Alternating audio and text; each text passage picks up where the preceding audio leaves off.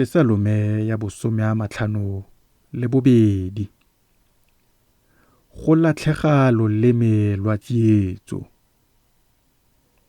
Sefela sa thuto sa ga Dafita se se kwaletsweng mo Pedisi. Jale fa Doege wa Moedomo a tla go Saule, a mmolelela a re, Dafita o tsene mo ntlong ya ga Ahimelege.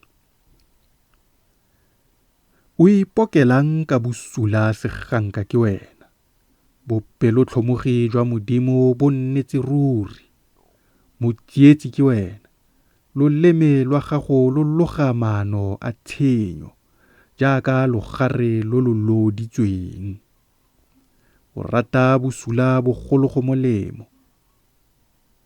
O rata maaka bogolo go boammaaruri. Sela. O kgatlhwa fela ke mafoko a senyang. Loleme lwa tsietso ke wena. Ka moo Modimo o tla go digela ruri, o go tshwara, o go swatola mo tenteng ya gago, o tla go kumula ka medi mo lefatsheng la baphedi. Sela. Basiami ba tla bona, ba boifa, mme ba tla mo tshega ba re, bonang monnasu, yo sa dirang Modimo botshabelo jwa gagwe. Mme o ikantse bogolo jwa khumo ya gagwe, a ithatafatsa ka bopelotshetlha jwa gagwe.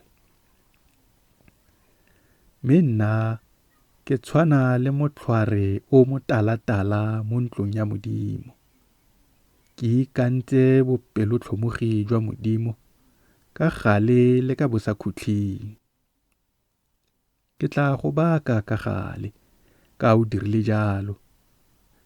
Ke tla lebelela leina la gago, gonne le molemo fa pele ga barategi ba gago.